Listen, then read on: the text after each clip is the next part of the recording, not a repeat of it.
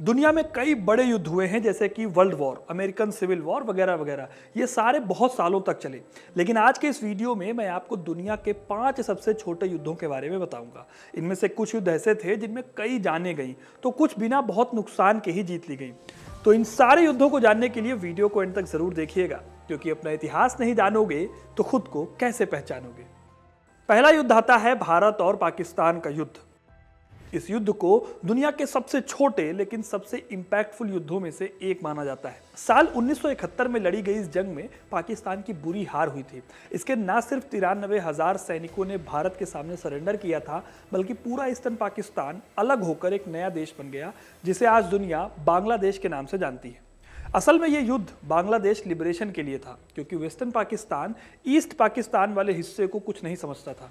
East Pakistan की गरीबी और डेवलपमेंट के लिए वेस्ट पाकिस्तान कुछ भी नहीं करता था। इस वजह से दोनों हिस्सों में टेंशन रहती थी। 1971 में जब ईस्ट पाकिस्तान में मुजीबुर रहमान की जीत हुई चुनावों में, तो पाकिस्तान सरकार ने उन्हें जेल में डाल दिया। ईस्ट पाकिस्तान में अत्याचार होने शुरू हुए, जिससे कई लोग मारे गए और अपना देश छोड़ने पर मजबूर हो गए। ये सारे लोग धीरे धीरे भारत आने लगे, जिसके बाद भारत ने इस युद्ध में हस्तक्षेप करते हुए पाकिस्तान के विरुद्ध लड़ाई लड़ी और पाकिस्तान को घुटनों पर ला दिया, सिर्फ 13 दिनों में। इस युद्ध में पाकिस्तान ने बांग्लादेश के 3 लाख से लेकर 30 लाख लोगों की हत्या करा दी थी और सिर्फ 13 दिनों में इंडिया ने इस वॉर को जीत लिया था। अगला युद्ध है फुटबॉल वॉर। अब जैसा कि नाम से ही लगता है, 1969 में यह युद्ध फुटबॉल मैच की वजह से लड़ा गया। यह युद्ध हुआ था एल सल्वाडोर और होंडुरास के बीच में। साल 1969 में दोनों देशों के बीच फुटबॉल के 3 मैच हुए। इसमें से जो सबसे ज्यादा मैच जीतता वो 1970 के वर्ल्ड कप के लिए क्वालिफाई कर जाता। पहले 2 मैचों में दोनों ही देश एक मैच जीत गए। इससे दोनों देशों के बीच में टेंशन और बढ़ गई। इस टेंशन के बीच जब तीसरा मैच खेला जा रहा था, तब बिल्कुल आखिरी मोमेंट पर अल सल्वाडोर के मॉरिसियो पिपो रोड्रिगेज ने गोल करके इस मैच को जीत लिया। इसके 3 हफ्ते बाद ही दोनों देशों के बीच में युद्ध शुरू हो गया, जो कि करीब 100 घंटों तक चला। इसमें करीब 1300 लोग मारे गए, जिसमें से ज्यादातर लोग होंडुरास के थे। लेकिन दोस्तों, फुटबॉल की वजह से युद्ध होना एक बहाना था। दोनों देशों के बीच में लंबे टाइम से टेंशन चल रही थी। अल सल्वाडोर होंडुरास के मुकाबले काफी छोटा देश है और गरीब देश था। वहीं होंडुरास इससे 5 गुना बड़ा था।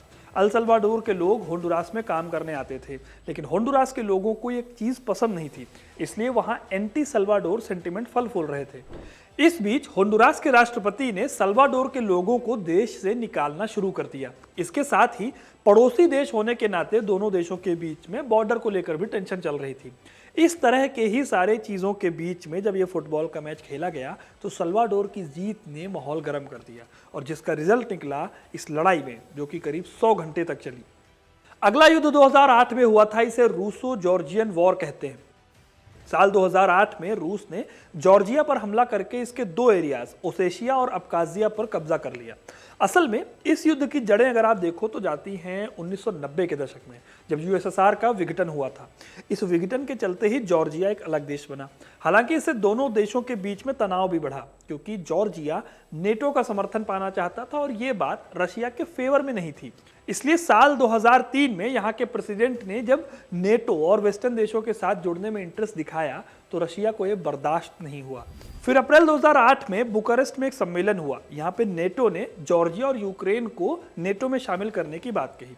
उसी समय रूसी राष्ट्रपति व्लादिमीर पुतिन ने कहा कि रूस की सीमा तक नेटो का विस्तार हमारे देश पर सीधा हमला माना जाएगा। उस वक्त जॉर्जिया इंटरनल झगड़ों से जूझ रहा था। इसके 2 स्टेट थे, अब्खाजिया और साउथ ओसेशिया। यहाँ पर रशिया का समर्थन धीरे धीरे बढ़ता जा रहा था। इन दोनों इलाकों में अलगाववादियों और जॉर्जिया की सेना के बीच में संघर्ष भी चल रहा था। अगस्त 2008 की शुरुआत में अब्खाजिया और साउथ ओसेशिया में संघर्ष तेज हो गया। इसके बाद रूस ने जॉर्जिया पर इन दोनों इलाकों में नरसंहार यानी कि जेनोसाइड का आरोप लगाया और 8 अगस्त को जंग का ऐलान कर दिया। फिर 5 दिनों तक ये जंग चली। युद्ध में 12 अगस्त को फ्रांस की मध्यस्थता की वजह से रशिया और जॉर्जिया के बीच में सीज फायर समझौता हुआ।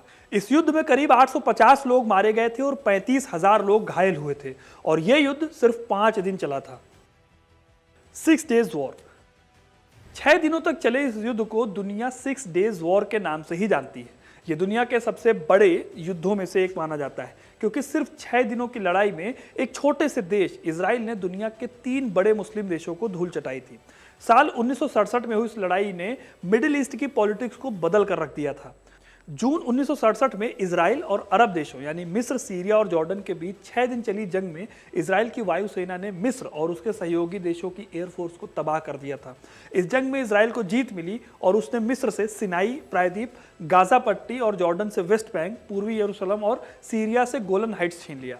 6 दिनों तक चला ये युद्ध संयुक्त राष्ट्र के हस्तक्षेप और संघर्ष विराम समझौते के बाद खत्म तो हुआ, लेकिन तब तक बहुत कुछ बदल चुका था। जो लड़ाई इजराइल के खात्मे के लिए लड़ी गई थी, उस लड़ाई में अरब देशों ने मुंह की खाई थी और ये लड़ाई सिर्फ 6 दिन चली थी। अगला युद्ध है एंग्लो जंजीबार युद्ध। यह युद्ध हुआ था ब्रिटेन और जंजीबार के बीच में। जंजीबार आइलैंड्स का एक ग्रुप है जो कि तंजानिया यानी अफ्रीका के तंजानिया में पड़ता है। सिर्फ 38 मिनट में ये युद्ध खत्म हो गया था और इसमें किसी की भी मौत नहीं हुई थी।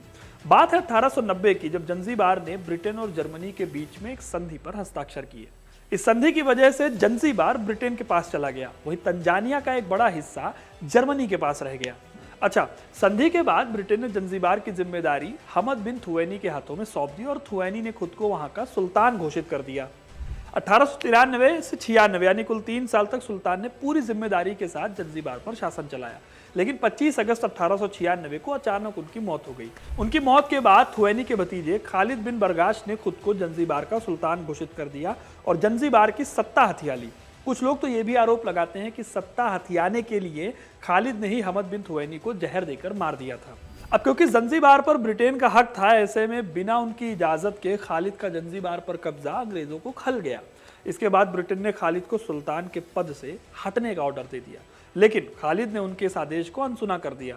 ऊपर से उसने अपनी और महल की सुरक्षा के लिए चारों तरफ करीब 3000 सैनिकों को तैनात कर दिया। ये बात जब ब्रिटेन को पता चली तो उसने एक बार फिर खालिद को सुल्तान पद छोड़ने को कहा, लेकिन खालिद ने ऐसा करने से मना कर दिया। माने कि एक चींटी एक बड़े से हाथी से पंगा ले रही थी। क्योंकि युद्ध ही एक रास्ता रह गया था, इसलिए ब्रिटेन ने पूरी तैयारी के साथ अटैक के लिए अपनी नौसेना भेज दी। 27 अगस्त 1896 की सुबह ब्रिटिश नौसेना ने अपने जहाजों से जंजीबार के महल पर बमबारी शुरू कर दी और उसे नष्ट कर दिया। सिर्फ 38 मिनटों में जंजीबार के शासक ने ब्रिटेन के सामने सरेंडर कर दिया। इस तरह से यह युद्ध भी सिर्फ 38 मिनटों में खत्म हो गया। तो दोस्तों, ये थे दुनिया के वो 5 युद्ध जो सबसे कम समय के लिए लड़े गए। इनमें से कुछ ऐसे युद्ध थे जिनमें एक भी जान नहीं गई, तो कुछ ऐसे भी युद्ध थे जिसमें 30 लाख से भी ज्यादा लोगों को अपनी जान गंवानी पड़ी। आपको ये वीडियो कैसा लगा हमें कमेंट करके जरूर बताइएगा। धन्यवाद।